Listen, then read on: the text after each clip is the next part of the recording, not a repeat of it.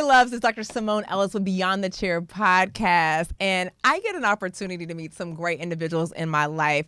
And this young man, I remember him from way back in the day. It must have been a different color group, whether it was in our peer dean association.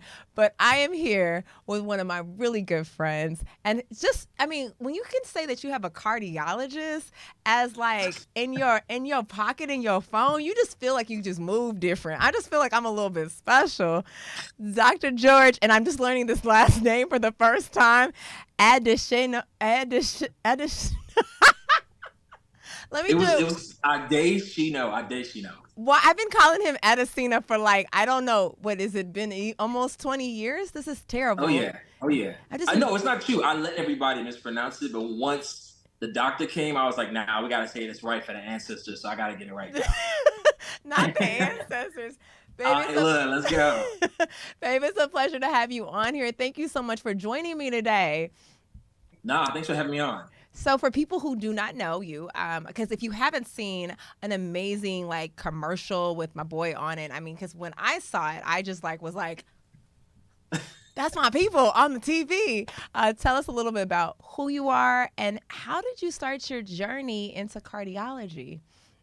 Yeah, so I'm Dr. George Adesina. I'm a general adult cardiologist. So essentially, I take care of everything heart related to adults. I've been doing this since I graduated medical school in 2011, and then I finished my training in 2017. Wait, and let's go on back though. Hold on. All the way, my bad. Yes. So clearly, I went to the Xavier University of Louisiana.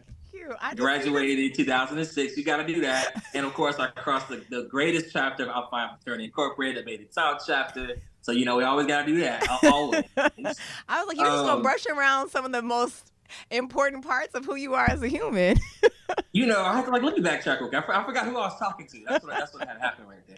That's exactly. No, but then so after Xavier, I got my master's of public health at Tulane. And low key, I was not going to go to medical school because I didn't get in the first time. I applied when Hurricane Katrina hit my senior year, and it was just chaos. I didn't do well on the MCAT, and so I thought I was going to pivot and just do my master's of public health. But the whole time, I just had something behind my ear just saying I need to become a doctor. So I ended up going to medical school, graduated in 2011, did my residency and fellowship at Baylor University of Medical Center of Dallas, where I was the first Black chief fellow, which, shout out to that.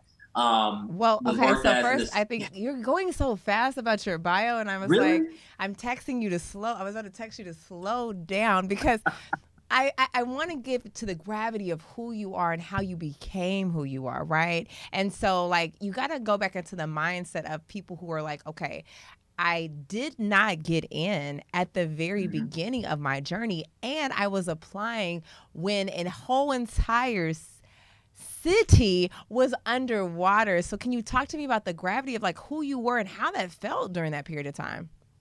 Yeah, I mean, if you haven't met somebody who survived Hurricane Katrina, it's it was a complete mind F completely. I was in the weirdest kind of mental state. And, I've known I wanted to be a doctor since middle school. So I have done everything up until that point to prepare myself to go to medical school. And that's a big reason why I went to Xavier, because it's the #1 school putting African Americans in medical school. So everything up to that point for me was preparing me to get to that point. So when Katrina hit, I literally lost pretty much everything except for my car. So going back to the city when the school reopened, starting from scratch, I was just not well. I was not myself. And when I was supposed to be studying for the MCAT, I just could not get into it. Yeah. And because of that, I took the MCAT 3 times. And the first 2 times, when I say I did so poo, it was embarrassing. Mind you, I had a 3.9 GPA, even when I was pledging online. What? I had a 3.9, yeah. And so I should have been a shoo-in for medical school, but I just was not there. And I crashed and bombed the MCAT. And again, I was just like, you know what? I just need to find a way to pivot to do something that's related. And so I went to Tulane School of Public Health, which it was a great experience. It was a great year of my life. But I knew I was I got to do something greater than this the whole time. I've had my whole entire life, my whole entire family's praying for me to do this. I knew it was just something that I had to do. Yeah, but that was probably one of the most. And culturally also, too, you're coming from a legacy of So we just had one of my great friends on here who's of Indian descent. Um, you were of Yoruba descent, correct? Oh, And I see you. Okay, listen. I like it. I might have messed up the last name, but I know who you is. Okay, I just I know who you is. And so culturally, that's a big thing as well because you already had this expectation. Not that masters in public health is not amazing, but you had the expectation and the I think the pressure to become a doctor. Is that about right? 100%. And my sister knows you as well. Yeah. My sister is a trained engineer. My other sister is a school psychologist, and my brother's a lawyer. So it's like we kind of have this reputation of success that it's inbred in us. So I Yeah. knew I had to achieve something, and so I just did not do well with the pressure of that at all. Yeah. And I'm actually glad it happened because I don't think I would have enjoyed the ride if I would have went in that year. And honestly, the crop of doctors that I would have been in medical school with, I was in the right place at the right time. So God kind of prepared me, and I think that happened for a reason because Yeah. where I was after that, it was just momentum after momentum to get me to this point. So Yeah. I was supposed to be delayed that year, and everything after that just fell in place. Isn't that crazy how sometimes in life we have these delays and we're so adamant because we're so hyper focused in that period of our life to be Mm-hmm. like, this is how it's supposed to work, or my timeline Mm-hmm. is this.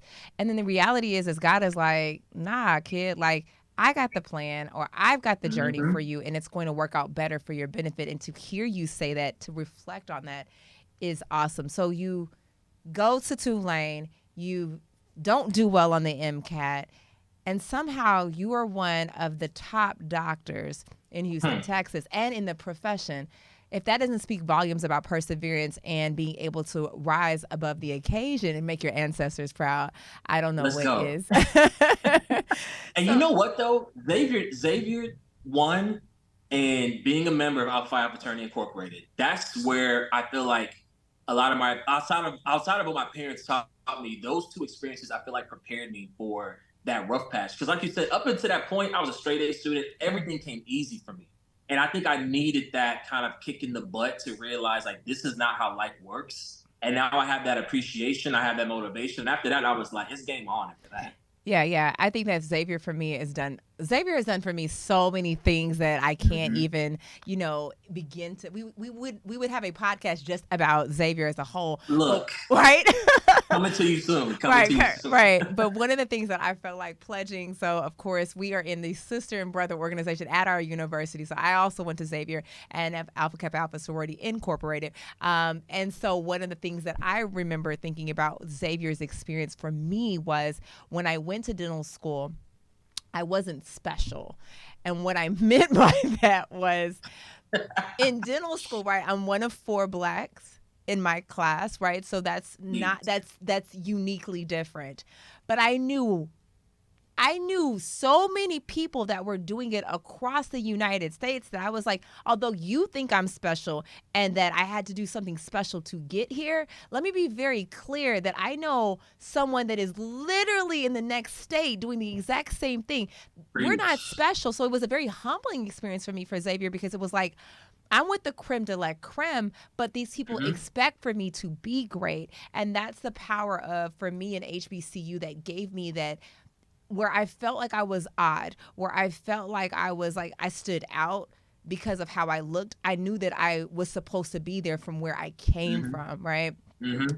And then pledging also for me was like, girl, if you can get through, if you can get through that, dental school, you're gonna be okay. So Won't that he do it? Won't he do it, man? Won't he do it? And you know what's? I don't even know if you remember this, but like way back when, I was talking to, and this is before I think I told anybody I was interested in pledging. I was talking to you and Sherelle, and y'all. It was right around homecoming, and me and Sherelle were both in. I think it was for Nicole's. Because I can't remember. Sherelle was something. I remember she was in the train, and the three of us were talking, and y'all yeah, were telling me about how AKA prepares y'all mentally. And I was sitting back there just taking notes, like, okay, so what happened then? What'd you do? And now I see exactly what you're talking about. yeah, There's just so many things that even to this day, I'll text my lumber. It's like, y'all remember this? Like, I had something happen the other day, and I thought about this, and it prepared me for this, and it was Yeah. the alley oop to help me do this. So it's coming clutch for so many life experiences. Like people have no idea. Yeah, and friendships and lifelong relationships across the board. So, Look, um, you decide cardio. Why? so as a kid, like I was a super sickly kid. I mean, I don't. You remember in college, I was super skinny. Like I was. If You're there was so a big blow going now. around, You're so big now, right? I mean, I'm trying, because the Lord told me. But like, I was always in the ER. Like, I was always sick. If there was a stomach bug going around, I got it like times two. Mm. So my poor parents were like in the ER like every day, and I was always just amazed about how like I would go in there just feeling like crap, like feeling horrible, and then some guy would come or some woman would come, ask me some questions, give me some medication, and just completely change the course of my day. I just thought that was so magical. Mm. And having palpitations, I've had palpitations my whole entire life, and it's something that has always been unnerving. And I actually had to see a cardiologist, and just watching what he did, I was like, oh yeah, this is for me. Like literally, probably fifth, sixth grade, I knew. And so again, everything after that was just setting me up to get me to this point. Wow, I love that. So thank you for taking the time to give us some background on who you are, because we don't want to just rush through the amazing man that you have become My and that bad, you my bad. because also too, I think sometimes when we are, it's so commonplace, like we don't necessarily take the time to think about like, wow, like I really went through a lot, and this my journey or my story can help others. And so that's why I like to kind of slow that down. All right, so part of my podcast where we start off, before we get into the subject, which today we're going to be talking about building healthy habits from a nutritional, exercise, and stress reducing. Of course, this makes sense. He deals with stress on a day to day. I want to Look. know, or the outcome, the negative outcome of it. I want to know what we drinking. So this is our part of our podcast where we talk about how do you decompress when you are done with your day to day operations, literally your operations. So for me, like I used to go to drinking, but I'm in this mode. I'm trying to be like you. I don't know if y'all know this, but Simone is like beast mode fit, and 40 is right around the corner for me, and so I'm trying to get that before December. But for me, man, a glass of wine, like sitting on the couch, talking to my wife, watching the kids do whatever, watching some trash TV. That is like the favorite part of my day. And I think most guys we watch like ESPN, we watch sports, but people don't be knowing, but like my wife she would get me into watching things like Real Housewives and Married to Medicine. And at first I'm like, this is such trash TV. But when I say I be in it, like I be like, hey, did you see this? Like Phaedra did this. Nene was like, it's to the point now where that is like part of our marriage. It is part of our everyday decompression.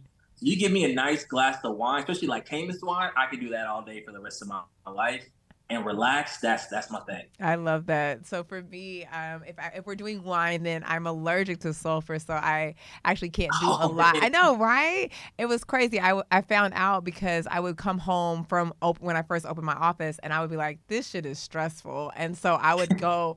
I don't like bitter things, so I'm an extremely sweet person. So I'm like, where's the glass of Moscato? This is before Moscato became the it thing for the it girls or the thought girls, whatever the case may be. So I'm Blame like, give me Drake. Blame right. Drake. Moscato, and I would blow the next day. I would be looking like Professor Clump, like I mean, and it was only on my right side, so my eye would be swollen, my lip on the side would be swollen, and come to find out it was sulfur. But if I can drink it, it's just I have to be very, very mindful of it. So I always tell my friends, I want the Moscato with the finest grapes. Like if we're gonna do it, give me the I'm done. best.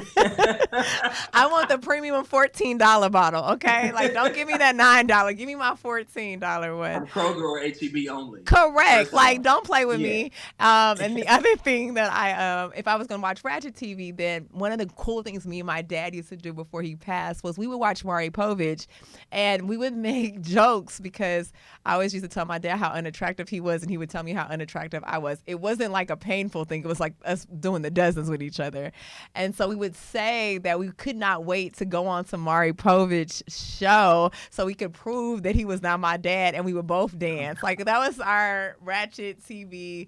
But the reason why I think Ratchet TV makes sense for people is that sometimes you just need your brain to slow down. And if you are, it's looking at these lives and saying, "Wow, I would know who my baby daddy was if I had a baby." Like I would absolutely know. Preferably.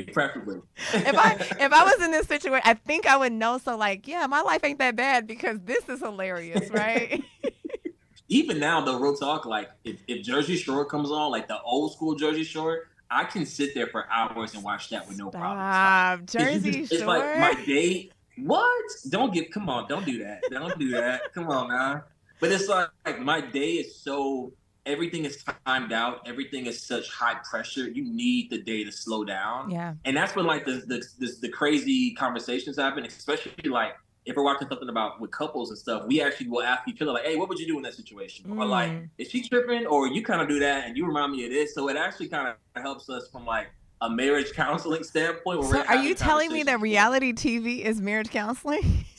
I didn't say that for, I ain't gonna put words in my mouth that, but I'm just saying somebody could do a paper, a direct correlation to that. If you let it work for you, it can work. I love it. I I'm just love saying. it. So let's talk a little bit about, so Beyond the Chair, of course, the purpose of the podcast is for us to have the opportunity to talk about what doctors should be doing outside of the dental chair, outside of the chair, the proverbial chair. So one of the concerns that I have is that in this industry, it's extremely high stress, just like in healthcare profession, one of the higher suicide rates, as well as stroke and heart attack. But then you see the correlation and the lack of health that, is a part of that. So my first question to you is, what are some of the things that you see that doctors experience on a day-to-day that exhibit high stress? I think the biggest thing, honestly, we don't take care of ourselves. And a lot of caregivers, you're focused on taking care of everyone else and you put yourself at the bottom. And women are probably the worst of all of that, especially I feel like Black women, because y'all are kind of like, y'all have this superhero quality about yourselves. And so y'all don't really take the time all the time to be like, you know what, what's going on with me? And that's something that I really try to push all of my patients that I'm seeing who are in the healthcare industry. We are struggling and no one is really talking about it. But like the amount of like anxiety that I'm seeing, the heart attacks, the strokes, we're not taking care of ourselves.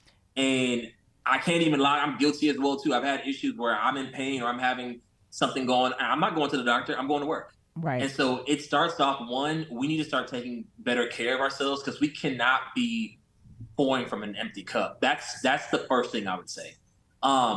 Number two, though, is we don't we talk the talk, but we don't always walk the walk. And so I can't tell you how many cardiologists that I know and see who are telling patients every day that they need to exercise, they need to eat healthy, and they ain't doing none of that. What And is so we need to, that? Why is you know what? that? So I had this one experience when I was in residency, and I was working with this cardiologist. And he was a real big obese guy, and he was telling his patients, he was like, you had a heart attack because you're fat. You need to lose weight. And when I say that auntie turned around, she was like, you fat and you need to lose weight as well. And I heard that, I was like, you know what? Nobody gonna play me like that. I need to get my life in order. I need to do what I'm telling these patients to do. And so I don't know why we're like that. We will tell people about themselves all day, every day, but not look in the mirror and take our own advice. Yeah. Yeah, and I completely agree with that as well. That's like going to the dentist when like they're missing their front tooth. You're like, I don't get that. And Well, look, you saw how I neglected my teeth so much when I was in medical school, and I came to Simone, and she got me together real quick. She told me about myself because, like, same thing. I wasn't going to the doctor. I didn't go to a dentist for a good probably 6 years. yeah, and I And think that so, you're not the only person. Why was oh that? yeah, Why do you feel like, is it the training from school that you just don't, like, it's you get into this routine of like not taking care of yourself? Like, kind of walk me through, like, what do you feel like is the psychological aspect of that? I think a lot of it is there's kind of this like underlying culture, I think, that you don't take time off. And if you do take time off, you're lazy or you're not as dedicated or you're not the best doctor that you can be. And people don't realize, I tell my patients all the time, if I take vacation or I take a day to go with my daughter to school, people get upset, they yell and gripe at me. But I tell them, I'm like, do you want me to be taking care of you and I'm tired and I have no compassion left and I don't care to be here? Or do you want me to be happy and whole so that I can take care of you? Yeah. And so it really took time for me to change that mindset. But that doesn't, when I was coming up, at least, now I sound like I'm old, that was not being taught. I think we're doing a much better job now with this new generation because now quality of life. And if you say something, they gonna chunk the deuce real quick and go on vacation and not turn back.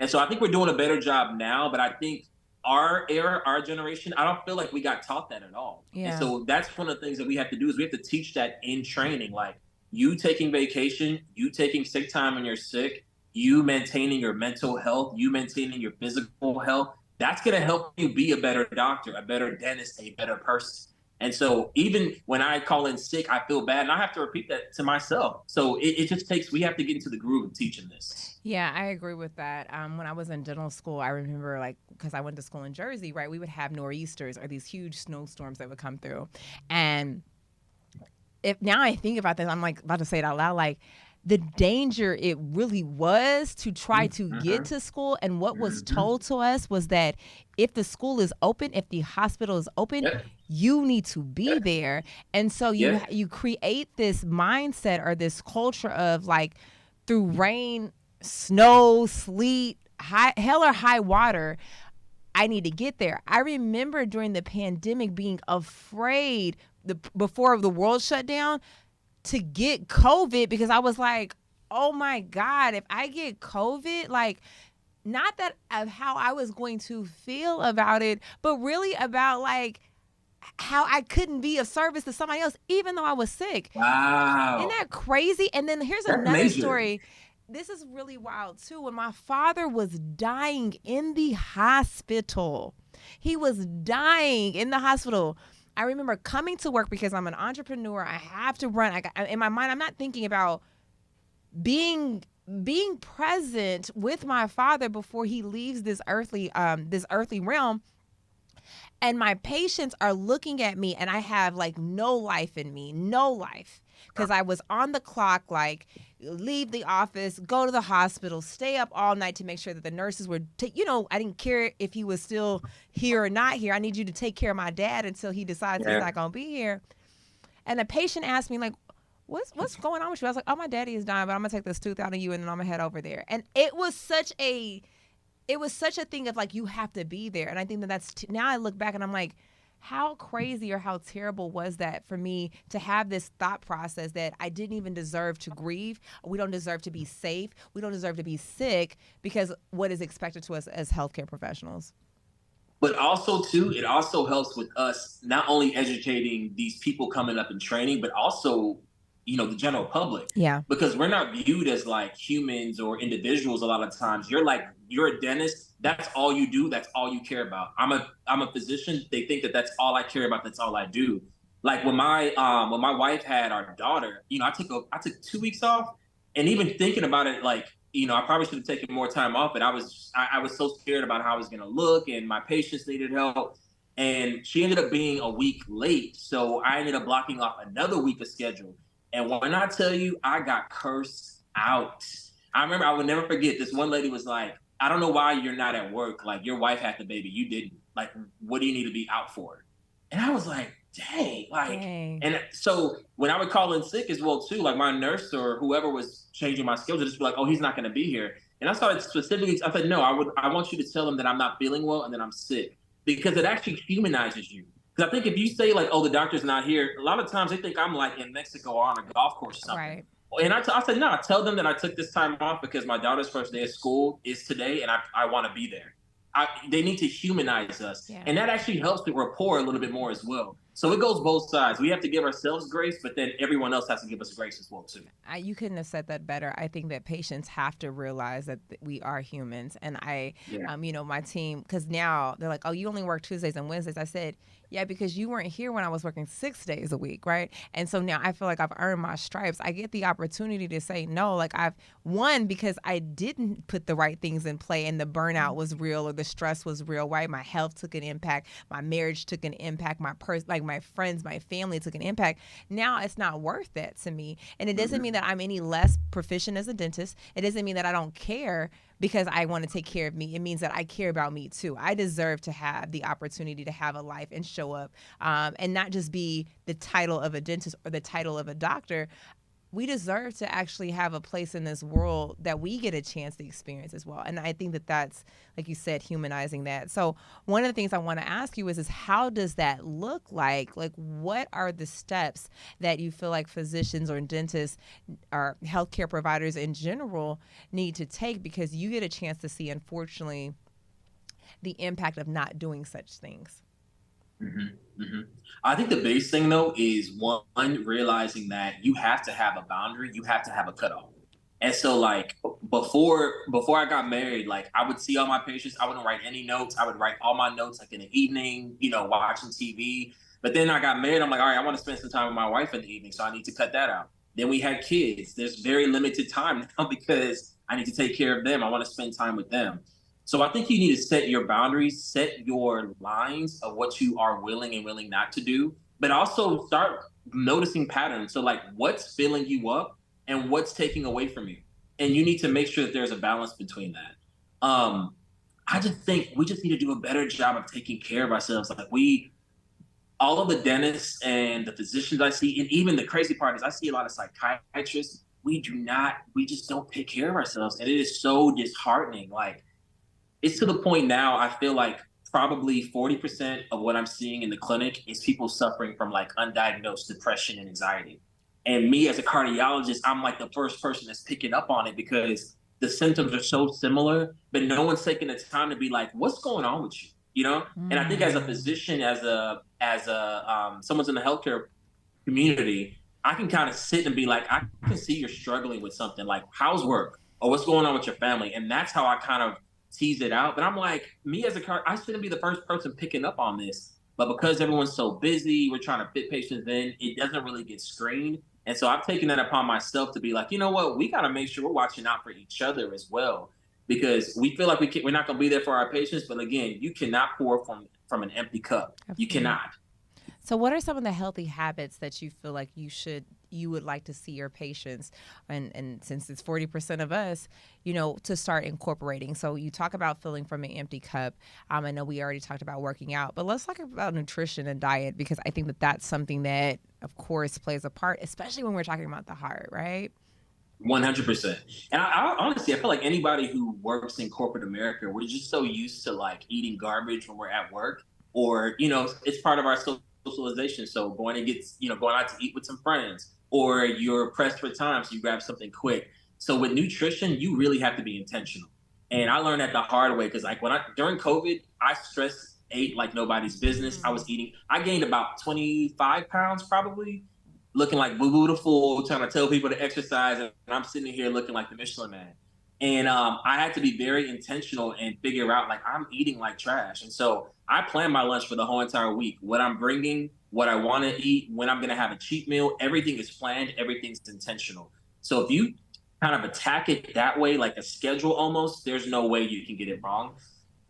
There's all of these fad diets, right? So there's like being vegan, which vegan is more of a lifestyle, but like these fad diets of like being paleo or being keto, all of those things are okay, but I feel like they're hard to keep from a long-term standpoint. So honestly, I just say watch your portion size, try to do lean meats if you're somebody who's eating meats, do whole grain carbs if you're doing that, and half your plate honestly should be something green or some type of leafy vegetable. If you do that, you are fine. I think trying to like say I'm never gonna eat out, I'm never gonna eat fast food. For me, that's not my testimony. Mm-hmm. So I have one cheat meal a week. I have it planned. I make sure I exercise before that so that I'm still getting that reward, but still also staying healthy as well too. But I think the biggest thing is you have to be completely intentional about it for sure. Yeah, I think that especially when you are, what I noticed for myself was that. It's the lack of planning it out that was a really big problem. And so when you are at work, you're just like, well, whatever is quick, whatever is fast, right? And that is what is happening. And then I remember listening to a podcast, and they were talking about, which was crazy, I never thought about this, the stuff that we're eating, right? Well, cells need to regenerate. And so it is literally using trash to generate the cells in your body. So if you think about how greasy that burger was from Burger King, right? And then you're looking at your skin and you're wondering why your skin isn't popping. you start to think about it and go, wait a minute, I just ate trash, right? Like I just literally ate trash. And that's why I started to look like trash. And I think that health also goes in cycles. So every journey, for me, like fitness or weight loss, now it's become like you said, I'm obsessed. I'm literally obsessed with making sure I get to the gym, making sure that because it's a part of my lifestyle. But before that happened, I'm having, so people, I've said this before, I have stage 4 endometriosis. And why I keep talking about that is that I had no idea. I'd never heard of this thing until it became something that wreaked havoc in my life. Of my organs fusing together because of how the nature of the disease is. But get this, we're in Spain. I'm eating all the cheese and the processed meats. I'm having the tapas of life, like just a great time. And then my diet. So one of the things, unfortunately, about endo is you have something called anal seizures. It's wild, right? Where no one can see this, but that whole entire large intestine and up in there is seizing, like having, like how people you see out having a seizure, but it is happening on the inside of me. Yeah, it's wild. It's wild. And I'm debilitated. This is happening every 30 seconds for 8 hours straight. And that was enough for me to say, I can't do this. And sometimes we get so far gone where it's like that the situation is so bad that now you have to change your life. What are some things that you recommend to people before they even get to that part? Because you get the chance to see people, unfortunately, that are already way too they're too far gone. And I always say, like, as a cardiologist, like, I can treat your heart disease easy. I can do that in my sleep. But ideally, I want to prevent you from getting it. And so I always talk about those healthy habits. And low key, a lot of us do not realize the impact of what we're eating. And so, I'm Nigerian, and a lot of our native foods, it's super hard carb heavy. It's super greasy, but because it's our native food, we're like, oh, that's not that bad. And then people come in and they wonder why their cholesterol is like in their 300s. I had this one patient. The highest natural cholesterol I've ever seen in my life. So your total cholesterol should be around 200. His was 450, and I was like, oh, he has to have a genetic marker or something. I tested him for everything. Everything was normal. So finally, I said, all right, bro, I want you to write down what you are eating. He was eating crawfish and shrimp every single day. What?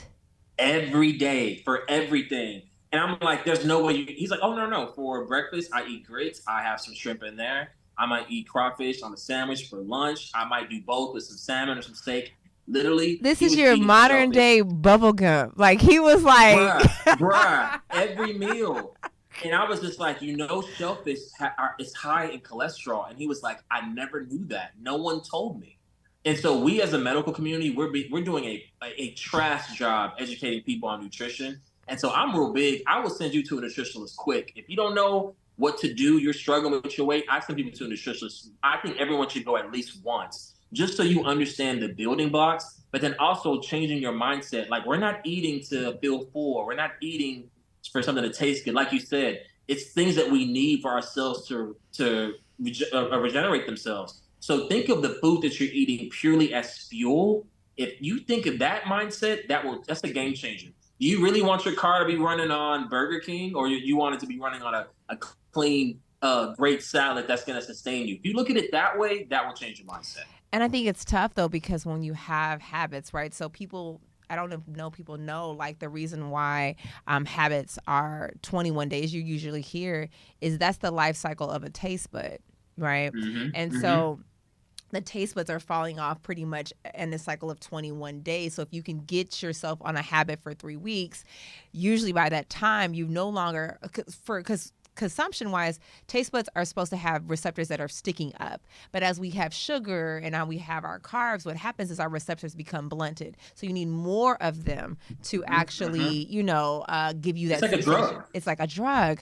And Yeah. so I think that that's where, what are your suggestions to people who are like, yeah, I hear what you're saying, but it's not that easy. Like, I'm not about to just be able to just switch it up and go from, not eating what I'm eating now to all of a sudden eating healthy. What are your suggestions?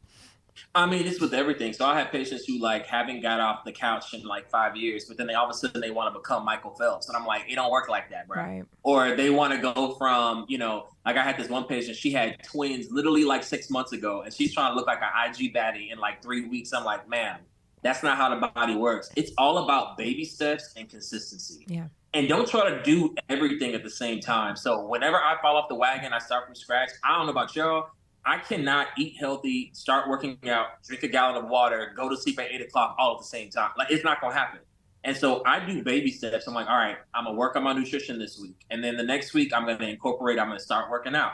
Then week 3, I'm gonna focus on drinking more water. Week 4, I'm gonna focus on sleeping on time. So it's so daunting sometimes and it's very intimidating. Cut that thing up in baby steps and stay consistent and you will see changes. I love that. That's what I tell my patients also as well. When they're like dental related, they're having pain in their teeth, or they're like, they're drinking 7 sodas a day, and I'm like, in my mind, I'm like, oh my god, like how is that a thing? Or even like when I like, this is like random, like really random. If I ever have a soda, and then immediately the feeling of how big it like makes me feel, I'm like, all right, guys, so how about this? Let's just go down to 2 this week. And if you can do 2, I'd be happy with that. And then next week, let's just incorporate water. The bigger thing that I think people have to remember, and this is related to stress, anything that we've talked about before, like you said, making sure your cup is full, is what do you feel like you are doing to your mental? And that to me is what really changes the trajectory of your success. I don't Mm-hmm. think enough people think about the power of the mind. And it's not Mm-hmm. that you can't, it's just that you really won't. That's the simple of it. You either going to do it or you're not. You're either going to Mm-hmm. switch up how you want to feel or not. For me, it was the idea that I did not want to have another surgery. I had been through surgeries on something that I had never heard about. And the idea of somebody cutting me back open again was like, I don't want to do this. So, what did I have to do? I don't have the tools. I had not been to a nutritionist. I didn't know anything. So, I had to get the mental right. What are some of the things that you talk to your patients about regarding their mental space, and especially for doctors who actually know, like we know how to be better and we still sometimes choose not to? Mm-hmm. First of all, work-life balance is clutch. Yeah. So you and again, I'm preaching to myself as well because I'm guilty of it. But we will work ourselves to the ground and wonder why we're tired, and wonder why we're exhausted, and wonder why we're anxious. So one, work-life balance. But then two, there are so many people out there who are available to talk to. There are so many psychiatrists and counselors and psychologists, and especially now, luckily we're actually making a lot of headway. I know a lot of people in the African American community specifically, we don't think therapy is for us. We think it's something that's for people who are privileged, or people who are white, or people who are rich. Honestly, I really feel like everybody should have a therapist, to be 100% honest. And honestly, everybody who survived COVID probably need, because we all probably have some type of PTSD, anxiety, or something from living through that pandemic. And there's just so many resources out there. We just have to know about them and we have to take advantage of them. Luckily, though, I have seen so many people where I've been talking to them for like years about talking to somebody, and they're finally going to see therapists. They're finally going to talk to somebody.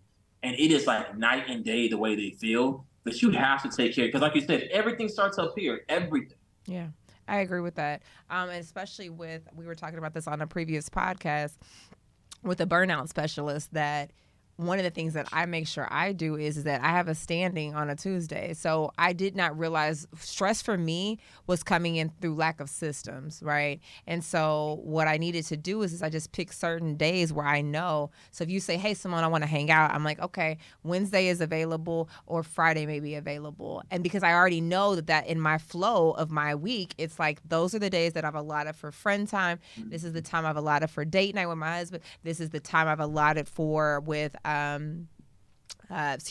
with counseling. And so making it a part of my journey is important. Another thing that I think about for stress relief is how we take care of ourselves. And I'm not talking about just going to the gym. I'm actually talking about how we restore our bodies back to health. When you are in this profession and you are distributing a lot of force on your neck and on your back, Yeah. having that self-care be a part of your routine is just critical for success. And I don't know if people think about, like, I remember feeling judgment really about saying I have a massage therapist come to me every Sunday, and they're like, oh, well, you're bougie. No, sis, that's not what I'm talking I'm about. whole. That's what I am. I'm whole. I'm like, if you knew what my shoulder felt like before I got here, or where I hold my stress, it's important that that gets worked out. And so I think we've got to be better as doctors and healthcare providers to really start putting that routine in play. You talked about it from a food perspective, but let's take it up a notch. Let's even structure out our mental reading, or what we're listening to. What are some of the things that you recommend from a stress perspective that people incorporate? We talked about counseling and working out. Are there books that you're talking about reading? Are there techniques and tools? Are there apps out here that you feel like patients should be aware of? Honestly, I think the biggest thing is what makes you happy. You know, what fills you, what gives you pure joy that you could do for the rest of your life. Find a hobby or something. So because I will say this. So this one day I went to your office, and I listen to ratchet music in the morning, and you were like, have you ever tried to listen to podcasts? Like, it'll kind of change your mindset. And I did it for a good week, but like in the morning, I know for me, I need to get crunk as I'm going to. Yeah, So because that's my thing. you're dealing with a lot. Right. So that's my thing. It's not the most posh thing. It's not the most bougie thing, but I know that's what works for me to keep my mental health aligned so that I can start my day off happy. The second thing is I try to incorporate some type of me time. So especially as healthcare professionals, we are around people all day. Oh And my if you're someone God. who's an authority, look, if you're a business owner, you're an authority, or you're a boss, you are literally barking orders. You're taking your mind is doing this all day. So you have to find some time of the day where you can be still, whether that's meditating, whether that's just sitting, in silence, whether that's self-reflection, journaling, but you need some type of me time throughout your day to recalibrate yourself. So for me, during my lunch period, before I start eating, before I start answering phone calls, I literally sit in my office and I do nothing for a good 5 to 10 minutes. I self-reflect. I kind of tell myself, you know what, how am I feeling? What can I do better? What do I need to change? That just kind of recalibrates my nervous system, and then I'm set for the rest of the day. My boy, one of my line brothers, he literally was like, I take a nap on my on my desk for 10 minutes every day because it helps rejuvenate me and it gets me through the rest of the day. Yeah. So I think finding that me time, but I think we as a community, especially, we sleep on journaling. Literally just writing things out, writing your thoughts out, writing things that bother you, writing things that you want to change. Just having that like catharsis is a game changer. And so I recommend that to all of my, especially if you have anxiety or intrusive thoughts, write them down, tear that paper up, and keep on moving. Yeah. It really helps to just get it out at one point. Yeah, I think that for me, what has been helpful. So, like, yes, I tell people this about the podcast because that's a thing for me. But I do listen to my ratchet music when I'm working out because I need you to cuss me out and tell me I ain't worth nothing so that I can be I'm like, done. you know what? I'm gonna run this sprint a I'm little bit done. harder, right? So, shout out to Young Jeezy or Jay Z. Whatever y'all have to say about my life is totally fine. I'm with it. But one of the things that I realized that I needed to start doing from a stress perspective is I'm an extrovert by nature, so I have a lot of energy, like a lot. But what I did not realize was why did I keep feeling so depleted when I went home? And it Yo, yes. No one talked. Yeah, yeah. Okay, my No bad. one, no Yeah. one, right? Like, because we're these personalities. And then I started thinking about it and I said, okay, I go to work and I'm just like, yep, yep, yep, yep, yep, yep, yep, Uh-huh. yep, yep, yep. And then I'm like, I have nothing left. So I am now starting to explore these things about one, reserving something for me in the tank because I deserve Mhm. to have a little bit of this energy, right? I'm also giving myself permission to unplug, which is something that, so I know social media may perceive me as one way, but the reality is that I'm a homebody. Like, because I have to put a, You be in these streets though. I You be know, in and these that's what streets. y'all think, but you see me in the streets on Wednesday because that's my schedule, so that's my scheduled plan, right? Like, I got I'm So done. Not just your scheduled my hot girl schedule, list is my schedule outrageous. hot girl summer is like right here. Like it just is a moment, and then you cut it into pieces, and it makes it look like you had a whole week there. But you're like, that was just me on Wednesday, right? But I realize like how important it is for extroverts and introverts to actually know who they are and how their energy is being exerted, right? And you start off the day with 100% battery, and I would come home and I'd be like, I'm in the -10, I'm in the negative Hmm. 15. Hmm. I'm being a bitch to everybody. I'm cranky. I'm hungry. I'm not good. And so now I'm realizing from a stress perspective, one, giving myself permission to actually be quiet. Um, Hmm. that's something that's wild to me because I'm the person also in a conversation that's like, so what do you think about this? And da, da, da, da, Hmm. and Hmm. now I'm just like, what if I don't say anything and Bruh, everybody let me be in the background for 5 seconds. I'm just learning that because for me, I'm actually more of I'm a outgoing introvert. But okay. people see me, they're like, "Oh, you talk all the time," but I'm really shy by nature, like to the point where like I was growing up, like my parents would force me to come out of my room to say hi to like company. Like that's how nervous I was. But yeah, it's like I would go the whole day and I'm seeing 24 patients and it's on and popping. I'm telling stories, we relating, and then you get home and it's just like I have nothing left for my wife and kids. And I had to be Nothing. like, I need to change. Like, how am I pouring this cup out and then I get home and there's nothing for like the people who actually deserve it the most? Like, Right. that's trash. So I'm Right. with you. It's like you have to keep that reserve in the tank for yourself and for the ones that you love for sure. Yeah, and I also think about this too. Like sometimes we're the shortest with people that mean the most to us, right? And we give the people who don't mean the most to us the most grace.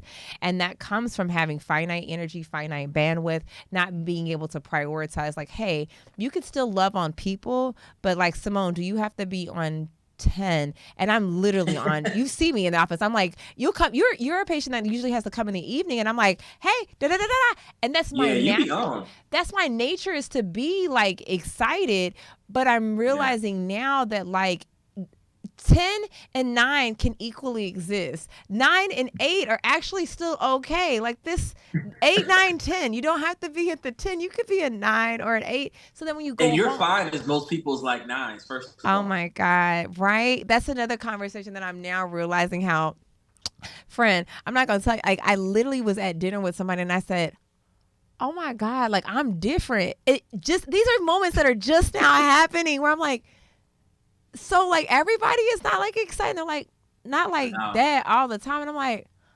so, and what is that doing for me? It's now giving me permission to say, okay, so if everybody is not like that, and although I am like that, from a stress perspective, I'm putting myself in a whole different level of stress because I'm thinking that I have to be a certain way all the time. And the reality is that everybody isn't, like you said, my 10 is or their 5 is, I don't know, whatever you said, like basically I'm like 10 light years, like I'm just too far.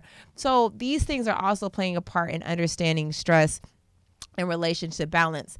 Now, one of my other questions for you is that now you're seeing a lot of people that are experiencing, the depression, and they're getting those, the anxiety. What's the difference between like having an anxiety attack versus a heart attack? And then what are the things that in their offices they should be realizing that these are triggers that are starting to happen? Maybe I need to either slow up with breathing or resting. Like, what are those things that we should be looking out for?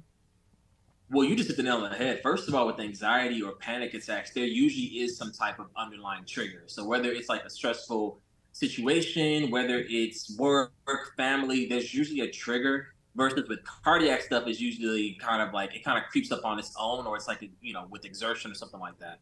The problem is like someone who's having a heart attack, someone who's having a panic attack. Y'all both can have chest pain. You can have shortness of breath. You can feel like your heart's pounding really fast. So all of those things are very similar. But yeah, again, usually anxiety is triggered by something, and when you remove that stimulus, things get better. From a heart attack standpoint, no matter what you do, if you're having a heart attack, you're gonna have a heart attack until we intervene. Then also you got to look at like the patient profile, right? So if I'm looking at a 20-year-old female with no family history who runs marathons, the chance of you having underlying cardiovascular disease is fairly low versus a 70-year-old, male who has diabetes and high blood pressure, high cholesterol. So you also kind of have to look at like what's their overall risk, and that kind of helps you as well. The only caveat I would say though is women in particular, a lot of times will say like, oh, that's anxiety or that's mental health, and no one looks at their heart, and the whole time they're having a heart attack. And so with women, you have to have a Mm. larger umbrella because a lot of the symptoms can be a little bit more subtle, and those women, those patients can be kicked down the line, which delays diagnosis, delays treatment, and oftentimes causes poor clinical outcomes as well too. So that's the one caveat I try to be careful for, especially like middle-aged women. They could be either one, so you have to be a little bit more careful when it comes to that. So what are some of the things that they should be doing right now in this age? Like we're getting into the most doctors, they have been through school, so they're probably starting in their like early 30s and in this range. Like what are some of the things like doctor's appointments that you should be having? Is there some sort of routine checkups that we should be doing? Like what are the things? How do we take care of ourselves? Because the other question I have is that how do you know you're too far gone? So screening is the biggest thing, especially when it comes to prevention. We're trying to diagnose an issue, but like you said before, it's too far gone. So getting your annual physical with your primary care physician every year. They usually will check your blood pressure, your cholesterol, your blood sugar, and it's like us focusing on those cardiovascular risk factors, which can greatly increase the chance of you having cardiovascular disease or decrease the chance of you having cardiovascular disease. So doing that annual visit is very important. If you're a higher risk patient, they usually will kick you up to a cardiologist, so someone who's more specialized like me, so that we can do more kind of closer cardiac testing. Some annual physicals actually have an EKG that you can get every year. And that's essentially, we put stickers on your chest. It looks at the electrical activity of your heart. It also tells me things like, have you had a prior cardiac event? Do you have any underlying structures that we need to worry about? But don't sleep on just, again, the regular physical, me just listening to your heart and lungs. We can pick up a lot of stuff from that. But getting that yearly physical, you'd be surprised. I have friends who haven't seen doctors in 5 to 10 years. I have family members who haven't seen doctors in 5 to 10 years. Yeah. And so you'd be surprised how many people are just not getting that routine screening. That can save your life. Oh no, I'm Not not only for heart surprised. disease, we do screening for cancer, for everything. Yeah, I'm not surprised because the way that people's mouths be looking, I'd be like, yeah, but you I know what? mean, you have But to put me on blast. but no, That's here's the fine. thing though, what you did though is that you got it fixed. And I think that also when we are so busy, guys, the things that are simple is like put it in your calendar. So my alert literally just went off because I know my annual physical is coming up and I have in there save the date for a year later, and then I'm like, give me an alert a month later, because I'm like, okay, I don't ask my brain to try to remember things that life is busy. It's too, you have so many things Mhm. going on. And I do think that also too, during the pandemic, what we saw was people, of course, got out of routine because things were shut down. But now I'm seeing the impact of, I mean, for years we've been seeing the impact of people just getting out of a routine. So, docs, if you feel like you're too busy, you're not too busy to get a heart attack, and that's the real. You're not too busy to have a stroke. That's the real. The reason why is that that's going to come at you regardless of, you know, whenever it feels like it's right. So if you don't want to have to take off the time to go get that taken care of and possibly like really do some damage that may not be reversible, you definitely have the time to be able to come back and actually get, your appointments done, right? See, but you're saying it in a very like sweet manner. I sometimes, because you got to know who you're dealing with sometimes, and so I usually try to gentle. It's almost like I'm doing my kids. It's like you start off with a gentle parenting, and then you like chill.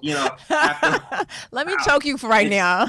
right. So with certain patients, like I'll be like, you know what, you really should do this. But then like after the third, I'm like, you talking about you busy? Are you too busy to die? Do you want to? You got to. Or I'll be like, what's more important, your job or you staying alive? Like you have Yeah. to. I've had patients be like, oh, I'm going to Jamaica next week, so I'm not going to do that stress test until I get back. And I'm like, ma'am, You do you could want to have die a heart in attack? Jamaica, right? Look, or on the plane, and then you got to be calling. No, we're not doing that. Yeah. So the older that I get and the more comfortable I get in my career, sometimes you just have to tell people about themselves for Yeah. their own good. And also having accountability people, right? Like no one is saying over here, because I want to make sure we're speaking from a place of reality, right? We all get out of the sequence. We all have moments where we're, in and out of things based off of life. The reality is that you do need to have people in your life to be able to tell you, like, I kid you not, this week my trainer was like, what's going on with your arm? And I was like, I don't know, like, what's up? And she was like, that's you getting fat. And I was like, wait, what? Wait. And I But I promise you, when she said that, that was enough for me to be like, say less. And I literally was looking at promise because she said, how much weight you gain? I was like 2.5 pounds, but like ate it I'm water. done. And she was like, 2.5 pounds becomes 4, and just walked away. And I'm like, it's these people in my life that I need to be to tell me like when I'm not on my game, because I don't Oh want it to yeah. become that problem, right?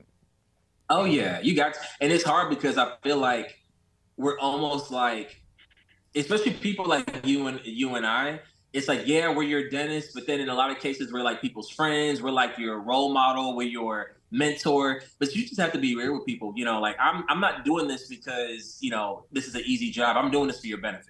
Absolutely, absolutely. So this is the fun part of our segment where we get a chance to just kind of have a little fun, and I'm going to ask you real questions. And so I want you to give me your very first answer right off the I'm rip, nervous. okay? I always start off this one because it's my favorite. Sex or chocolate? Ooh, why not both? Ah, Why I not love both? it. I wasn't ready for that, but that was good. That was a great answer. No one has done that yet, but I think it's why not, right? Why Um, not both? Yeah. shrimp or crawfish? I'm allergic to shellfish. Oh my God. So I've been allergic to shrimp since like age 14. But like at Xavier, I ate crawfish every week. And then I turned like 19 and I could not eat crawfish anymore. I'm allergic to shellfish. That is So neither, so because I would die. sad. Like, especially when you Ain't went to it? school in New Orleans. Oh, I cried for like a month. Like legit, like gangster tears coming down. Yeah. Have you Yeah. tried it yet? Again, like, have you tried it? I've snuck something and then I feel my lip burning, and then my wife would just give me that look like, I will, you have life insurance, so like roll the dice if you want to. So now, nah, put we ain't put doing the shells down. that. It Put ain't it worth down. it. If you could go anywhere right now in the world, where would you go? Ooh, I would pick up my whole entire family and move to Italy. Nice. That is probably one of my favorite vacations that I've been to. I love, and I've always loved Italian food. But the only thing that's keeping me, like, I wouldn't move anywhere because my family is so close, and so I Mhm. wouldn't go anywhere too far from them. But if I could pick us all up, like when I win the lottery, oh, it's YOLO. We get in the villa and it's on. Listen, when you win the lottery, all I just need is you to just be like, "Hey, Simone, I want to get veneers, and like, I'm gonna pay you like 10 times the amount just because I got it." Just that's what I would love Oh to hear. no, we're getting new veneers every year. If I get, I already told you. Look, after this Invisalign, I want my teeth to be cocaine white. So I got you. I got you. Not cocaine. Shout out to Rick Ross, or what's his name? Steve just got done, and I was like, "They're so white." It's Ti's son, and I was like, "They're so." They're so white, and then what they didn't do, which is these things bother me because, like, foundationally, like if your teeth don't close all the way down, there's something called physics. It's a thing. People should look it up where it's going to eventually break. Pancakes or Read a waffles? book. Pancakes or waffles? Ooh, waffles. Okay. Pancakes are trash. What? Yes, pancakes are trash. Waffles, you can do so much different variety. It goes with so many different things. It's always waffles. I feel very like that hit Attacked? me like I don't know. I think I might have had a heart attack. Coffee or tea? Oh, coffee. Anything that's gonna keep me up, I'm with it. Tea, nah, that's for leisure. What's your favorite ice cream? Ooh, cookies and cream. Okay. You have a brand? Yeah. Bluebell. Is there another brand? Yes, Haagen Dazs, but that's because I. Inappropriate. Disrespectful and inappropriate. No. Cookies and cream, Bluebell. Skiing or All day. Skiing or snowboarding? I haven't done either, but I know. But my friends from residency, they vowed they're gonna teach me and my wife. So I really want to snowboard. Okay. Skiing looks a little too. It looks like you don't love yourself. Snowboarding, I feel like I may not die, so I feel like I prefer that. I tried snowboarding for the very first time this year, and I was like, "This." I'm a skier, so I was like, "This shit is trash," because all they did was stay on their butt. Like people are just all you see. You'll see it though when you try. You'll be like, "Oh, I see what she was talking about." I'm like, "Yeah." Like It looks nobody, easier though. not for me, but Okay, hey, basketball or baseball?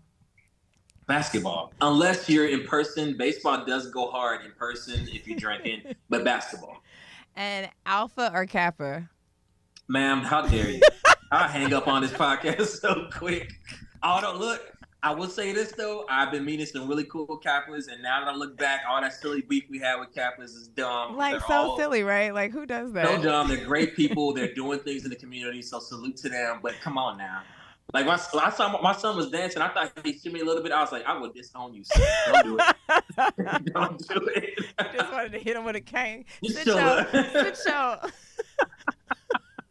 I was this close.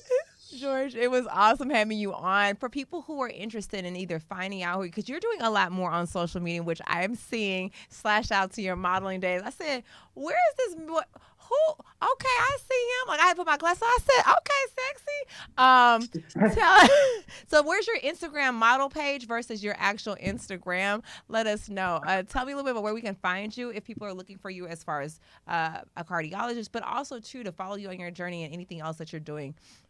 Yeah, so I'm not a model clearly. But on IG I am at paging_dr.a. So paging Dr. A.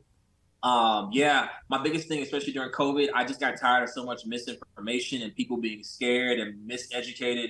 And so that's when I kind of started my social media journey where I just want to motivate, educate, make you laugh every once in a while. And then, you got to show off for the gram a little bit. So if I'm on vacation, we're going to flick it up as well. I love it. But no, I'm trying to be like you. You are, every time I come to your office, you always give me great advice. You always motivate me. You are a shining example of what someone in healthcare should be doing, and I am modeling my career off of you, and we love you for that. I love you too as well. And thank you for the shout outs because it is hard. Sis is tired. But I'm going to take vacations. That's what I will do. So when I get stressed, I'm like, you know what? I don't like how I feel, so I'm gonna just book a plane ticket. Guys, In the streets. guys, this is Beyond the Chair. Be sure to like and subscribe to our podcast. If you feel like anybody can benefit from this show, please make sure you share it with them because we want to make sure we are whole and happy, not only in the chair, but outside of it, guys. So thank you so much.